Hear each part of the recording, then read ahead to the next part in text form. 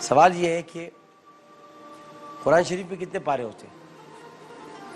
ظاہر 30 پارے ہیں سب. وہ کوئی 38واں پارہ بتا رہا تھا. بس یہی آپ کا جواب کافی ہے. یہ جواب کافی. باقی آپ نے بولنا بولیے گا. السلام علیکم.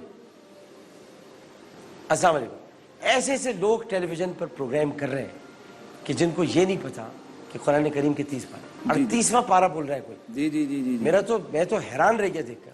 مجھوی صاحب. اور ڈاکٹر صاحب اس میں بلکہ آپ کو اتنا شارٹ اس پہ نہیں, مجھے خیال آ گیا آپ جس طرف اشارہ کر رہے ہیں.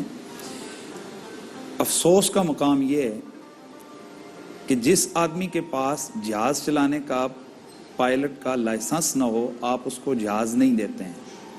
جس کے پاس ڈرائیونگ لائسنس نہ ہو وہ پبلک سروس کی کوئی گاڑی نہیں چلا سکتا, ویسے بھی کوئی گاڑی نہیں چلا سکتا.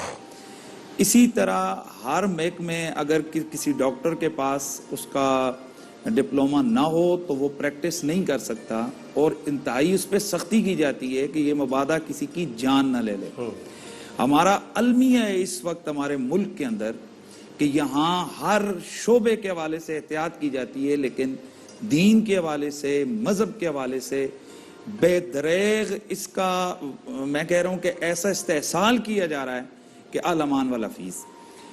مجھے سمجھ آ گئی ہے, کل ایک پوسٹ اسی طرح چل رہی تھی کہ ایک ٹی وی اینکر کے طور پر ایک ایکٹریس کو, یہ کوئی اسی قسم کی کوئی لڑکی اس کو بٹھایا گیا. ایکٹریس نہیں ہے وہ, کوئی عام سی کوئی عام ہے, جو بھی ہے وہ مذہبی پروگرام کر رہی ہے, رمضان ٹرانسمیشن کر رہی ہے, اور اس میں کہہ رہی ہے کہ یہ آیت قرآن مجید کے پارہ نمبر 38 میں موجود ہے. اب آپ خود بتائیں کہ جس خاتون کو اتنا نہیں پتا کہ قرآن مجید کے سپارے کتنے, آپ اس کو ایک مذہبی پروگرام کو ہوسٹ بنا رہے ہیں. اور یہ مذاق نہیں ہے کہ جن خواتین کے سکینڈل بنتے ہیں پاکستان کے اندر, آپ ان کو اٹھ کر جناب رمضان ٹرانسمیشن کی ہوسٹنگ پہ لگا دیتے ہیں. میں کہتا ہوں کہ یہ اسلام کا مذاق اڑایا جا رہا ہے اور ہم اس کی مذمت کرتے ہیں ان تمام چیزوں کی. یہ کیا ڈرامہ ہے, یعنی اس کا کوئی کرائٹیریا, کوئی کچھ بھی نہیں ہے اس کو دیکھنے والا. آج اگر ایک آدمی بغیر لائسنس کے کلینک کھول دیتا ہے, ڈاکٹر بن جاتا ہے, تو آپ اس کو اٹھا کر جیل میں ڈالتے ہیں. تو ایسے چینلز یا ایسے جناب میڈیا ہاؤسز کہ جن کے اوپر اسلام کا مذاق اڑایا جا رہا ہے, آپ ان کو کھلی چھٹی دے رہے ہیں اور اجازت دے رہے ہیں.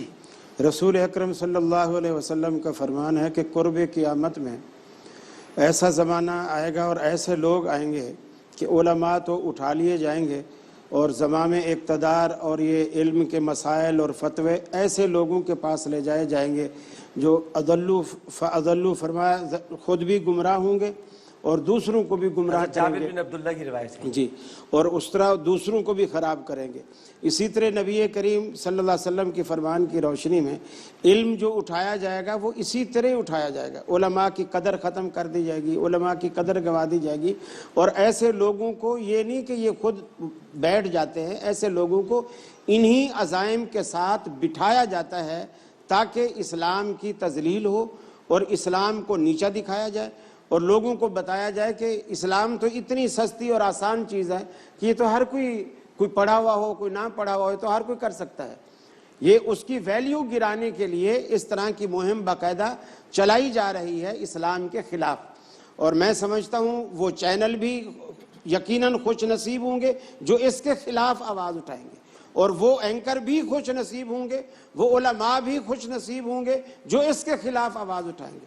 چونکہ اللہ رب العالمین کا قرآن کہتا ہے, اللہ رب العالمین نے فرمایا کہ جو لوگ قرآن مجید کو جتنا اونچا کریں گے اللہ ان قوموں کو اتنا ہی اونچا لے جائے گا, اور جو قرآن کو نیچا کریں گے اللہ ان قوموں کو بھی نیچے لے جائے گا. بالکل.